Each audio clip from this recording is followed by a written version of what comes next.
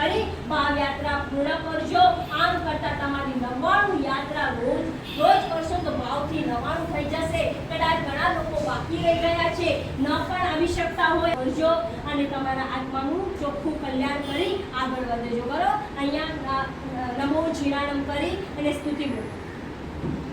જાણો નહીં પણ એક દિલ મને મુજ નાથ સેવા પ્રભુ અરિહંતને પંચાંગ ભાવે હું નમું મારા પ્રભુ અરિહંતને પંચાંગ ભાવે હું નમું ષડકોટિ કોટિ વાર વંદના છે મારે વાહ સરસ આંધ્રાવાસી બહુ સરસ મસ્ત તૈયાર થઈ ગયા છે।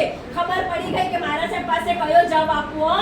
તો બહુ ધન્યવાદ ને પાત્ર કે આવી તૈયારી કરજો અને પર્યુષણ પર્વ સંવત્સરીનો દિવસ 15 તારીખે છે, એથી પહેલા નોટ પેન લઈને તમે બધા તૈયાર થઈ જજો। તમારી ભૂલોનો એકરાર કરતા જજો અને પ્રાયશ્ચિત લેતા જજો સંવત્સરી પ્રતિક્રમણ પહેલા ને આપણો કાંટો ક્લિયર થઈ જાય આ ભાવમાં। અને આ વર્ષમાં આવતા વર્ષે ખબર નથી તમે કે હું હોઈશ કે નહીં હોઈશ, આપણે અહીંયા ધરતી ઉપર અહીંયા જગતમાં આ પાંચમા આરામાં ખબર નથી કોને શું થશે, એથી પહેલા ક્લિયર ખાતો કરજો।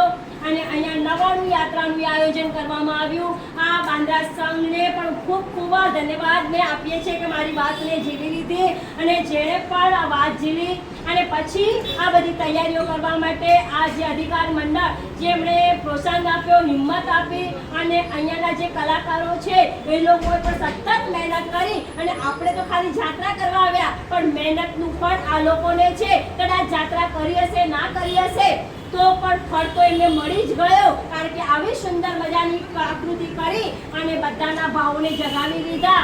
તો આ પહેલા એ લોકોને પણ આપણે ધન્યવાદ અને જે જાત્રા કરવા આવી રહ્યા છે એ પણ ધન્યવાદને પાત્ર છે કે આટલા બધા રૂ લેનારા કે જ્યાં રિક્ષાઓ નથી મળતી અને છતાંય દોડીને તમે આવી રહ્યા છો। મોટી મોટી ઉંમરના લોકો પણ 10 વાગ્યા સુધી અહીંયા જાત્રાઓ કરી અને પોતાની જાત્રાને પૂર્ણ કરી આ ધન્યવાદને બધા જ પાત્ર છો। હજી પણ કોઈ રહી ગયું હોય, પોતાના ઘરોમાંથી દીકરા દીકરી પુત્રવધુઓ હજી ન આવી શક્યા હોય તો હજી પણ 8-10 દિવસ રહેવાનું છે। 15 દિવસ છે હજી। જાત્રા અવશ્ય કરાવજો।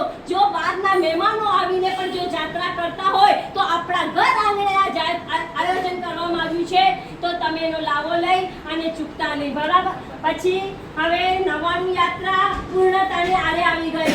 હવે 30 તારીખે આપણે પૂર્ણ કરી નાખીએ કે ચાલુ જ રાખીએ? ચાલુ રાખો।